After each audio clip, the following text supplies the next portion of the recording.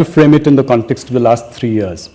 In the September of 2019, you did a deep corporate tax cut, setting the agenda for growth, if I may. The same year, you delivered a growth-oriented budget. You repeated a very good growth-oriented budget even last year.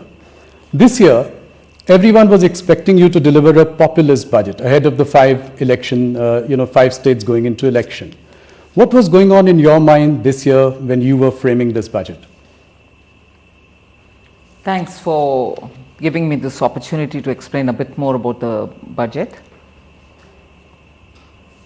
I think in the mind of the Prime Minister, there was never this doubt that this budget, drawing from certain policy prescriptions that we had laid out in the last, for an economy which is coming out of the pandemic and showing very good positive revival signs, we should unhesitatingly give more help and stimulus that is required so that the revival is sustainable and the revival is strong.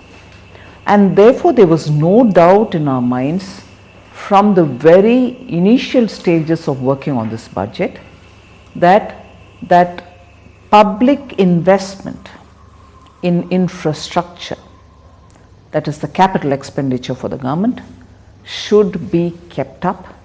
Even last year, we had given a good solid increase in the capital expenditure of the government between 2021 and 21-22. Now this year, therefore, we wanted to continue that momentum and also take as much as it is required to help the states to also move forward with their infrastructure spending. So from the beginning, I think the clarity in the mind of the Prime Minister was growth. Growth has to be ensured, growth has to be sustained, and we have to lead it, because only by public expenditure on infrastructure building, we believe that the virtuous cycle will happen, and also there will be a crowding in effect for the private investments to come in. So there was never a doubt other than this. The elections were not weighing on your mind?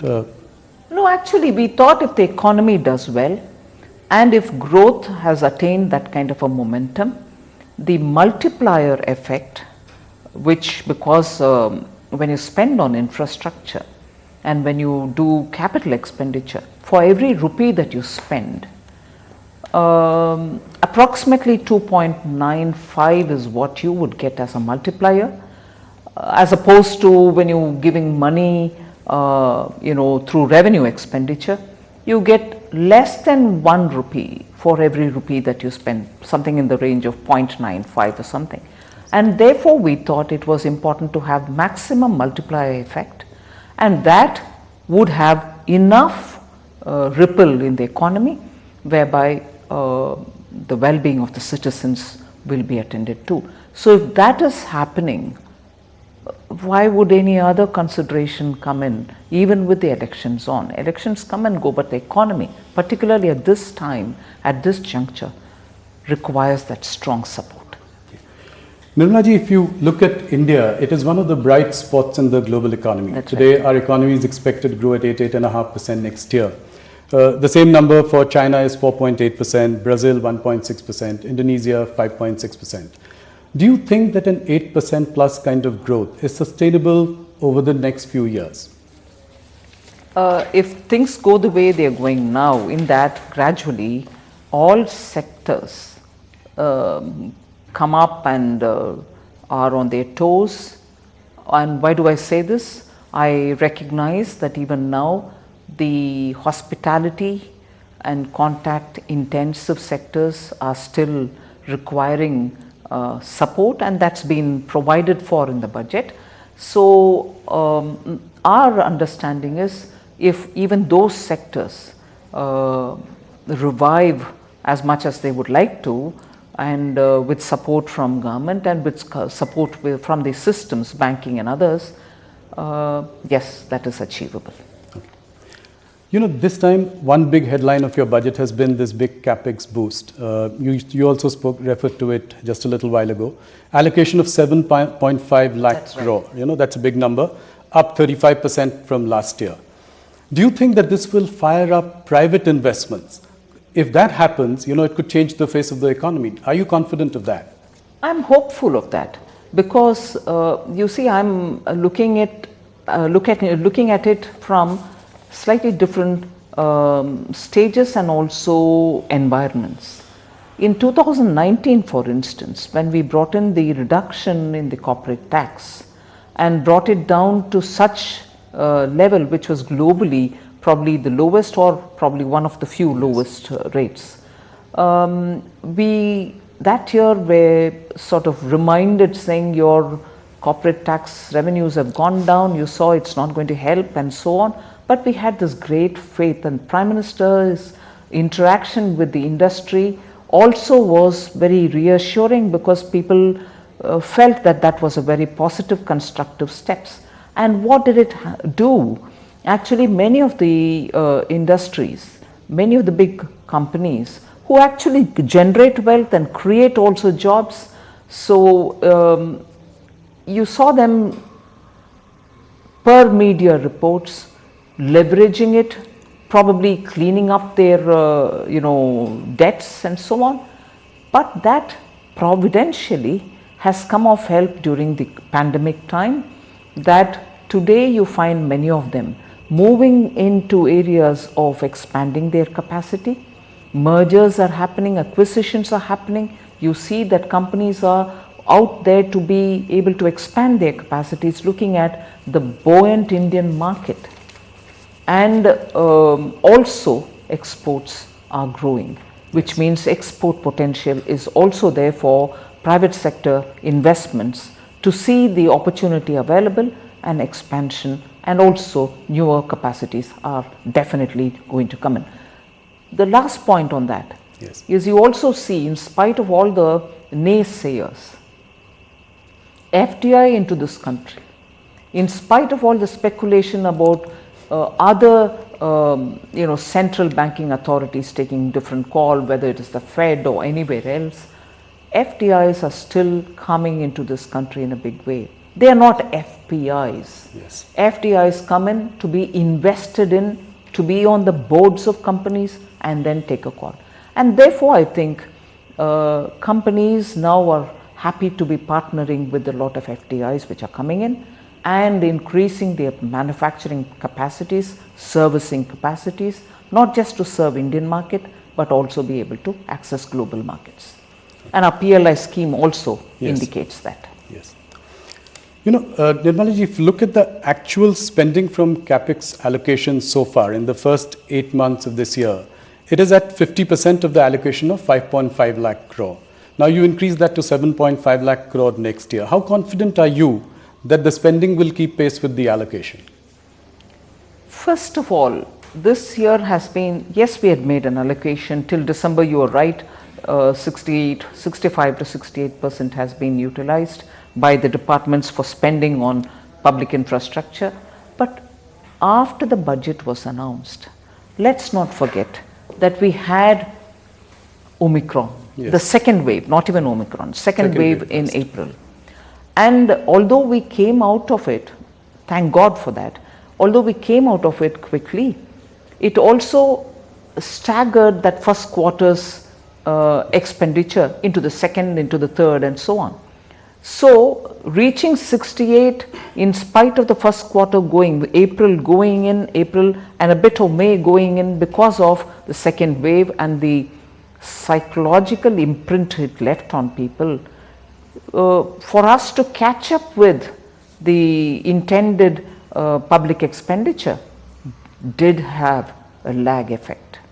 So I would think that shouldn't be the case this coming year, now that Omicron also is showing signs of withdrawing.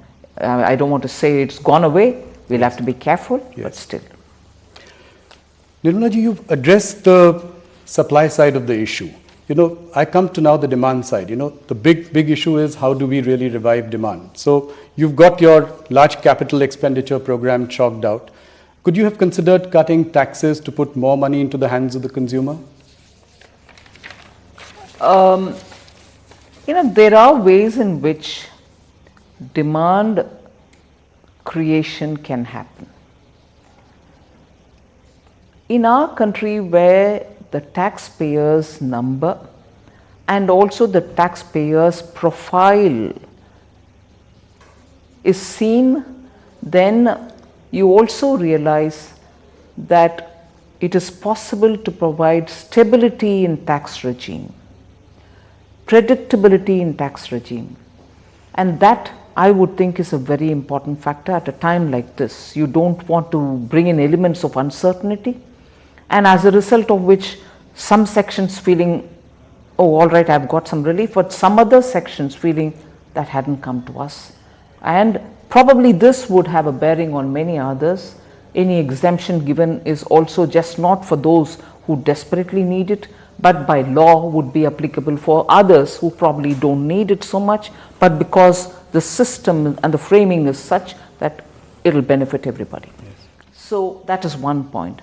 And second, if you're looking at tax stability, if you're looking at predictability and making sure that you have not increased anybody's burden, you're at least making sure that people who have planned their monies can be sure that that is remaining unaffected. Right. So we in this budget placed a lot of emphasis on stability and predictability. I'm no cricket watcher, but I would definitely say this from my outsider's understanding. Particularly in a T20 match, it will be the opening batsman can have the liberty to smash hit and do a lot of good sort of risk-taking batting, and probably the end overs the fellows would have to catch up doing as much as they can because they'll have to meet the target and the gap which has to be filled. But there is a sweat toil happening which is in between the two. Yeah. You can probably take that situation. I must say your cricket understanding is quite decent. Thank you. No, that's, I think predictability, stability, I would even say continuity. I think that's been the hallmark of your last three budgets, as I have closely seen it. Right. Let me come to something that is, a niggling issue, a global headache in some senses, inflation. Look at the US, for instance. Our consumer inflation has obviously stayed in the 4 to 6% range. But, if that were to really go up in the coming years, do you think that could throw some kind of a spanner in the works? I think globally all economies are worried about inflation. And that's not to say, okay, so what? Does it affect your planning or not? It does affect my planning.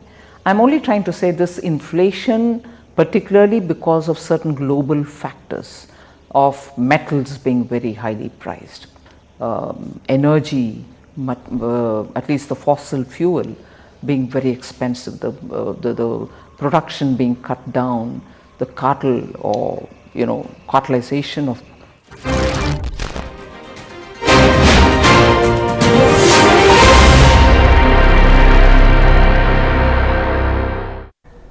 तो दर्शक बंधु budget आगत करिबा परे केंद्र अर्थमंत्री निर्मला सीतारमण प्रथम exclusive साक्षात्कार आपण देखुतिले साक्षात्कार नेउछंती network 18 editor in chief Rahul Joshi तबे एबे संपूर्ण साक्षात्कार पई देखंतु CNN न्यूज 18 CNBC TV 18 एवं news18.com एवं मनी कंट्रोल ले आपण ए संपूर्ण साक्षात्कार वर्तमान देखि परिबे। वर्तमान समय होईछि एक छोटो कमर्शियल ब्रेक रा।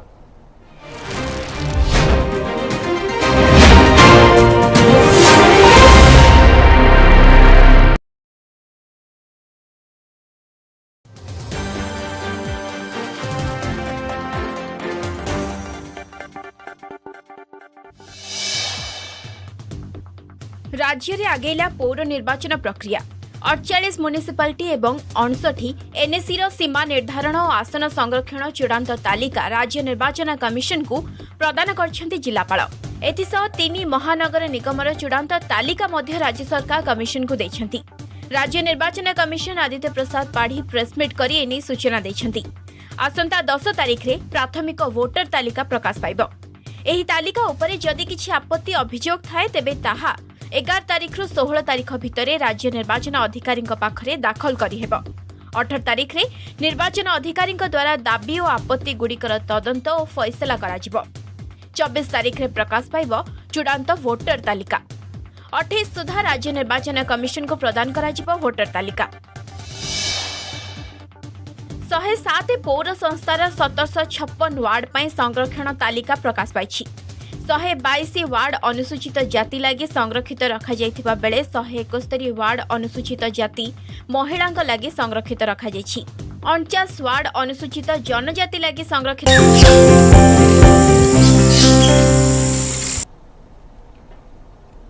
ब्रेक पर स्वागत। नवजात शिशु निखोज अभियोग नयगढ़ जिला मुख्य चिकित्सालय नवजात शिशु निखोज होइथिबा अभियोग आसीछि। तेबे गत 28 तारिख रे नेतर गाँवर रवि स्वाईंकर पत्नी जली मुख्य चिकित्सालय एक शिशुपुत्र को जन्म देइथिले। जड़े नर्स टीका देबाकू कही शिशु को नहीं जाइथिले।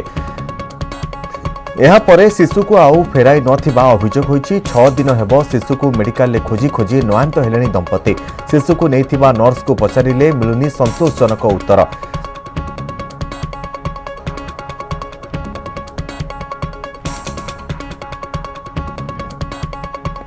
तेबे नवजात शिशु निखोज होइतिबा अभियोग आसीछि। तेबे जो नर्स जनक शिशु को टीका देबा पई नेइथिले तांको मध्य पचराउचरा करा जिबा परे से किछि संतोषजनक उत्तर मध्य देई पारु नाहंती। नवजात शिशु निखोज अभियोग रे नयगढ़ जिला मुख्य चिकित्सालय रे निखोज शिशु को तांको पितामाता खोजी खोजी नयांत हेलेनी। गत 28 तारिख रे नेतरा गाँवर रवि स्वाईंकर पत्नी जली मुख्य चिकित्सालय एक शिशुपुत्र को जन्म देइथिले। जड़े नर्स टीका देबाकू कही शिशु को नहीं जाइथिले। यापर शिशु को आउ फेराई नथिबा अभियोग होइछि। 6 दिन हेब शिशु को मेडिकल ले खोजी खोजी नयांत हेलेनी दंपति। शिशु को नैथिबा नर्स को पचारिले कोनोसी संतोषजनक उत्तर मिलु नथिबा अभियोग होइछि।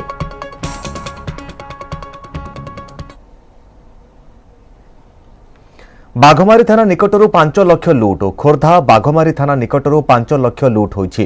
घरोई संस्था कर्मचारी लुट होइथिबा अभियोग होइछि। फांका गुलीचालना करी बाइक चालकों ठारू लुटि नेले दुर्बृत्त। तेबे लुट करी 2 दुर्बृत्त फेरार हो जाइछन्ति। बाघमारी पुलिस एने तदंत जारी रखिछि।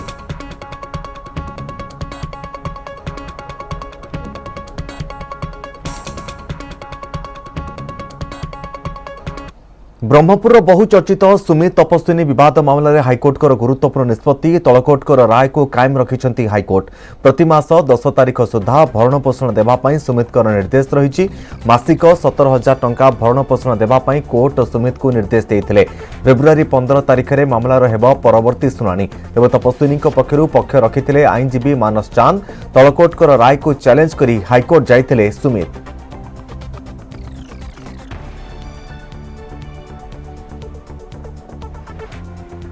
माननीय हाईकोर्ट रे जो फाइल डॉक्टर सुमित फाइल करते क्रिमिनल अपील 28/2021 जो कि 4/1/2022 जिला जज ब्रह्मपुर ऑर्डर करते मासिक 17,000 टंका तपस्विनी देवाई और निर्देश देते से घरे तार जो ससुर घर जोटा से घरे रही कौन प्रकार पारिवारिक हिंसा न करने से पर्टिकुलर ऑर्डर में आज से बाजी फाइल करते रिविजन माध्यम फाइल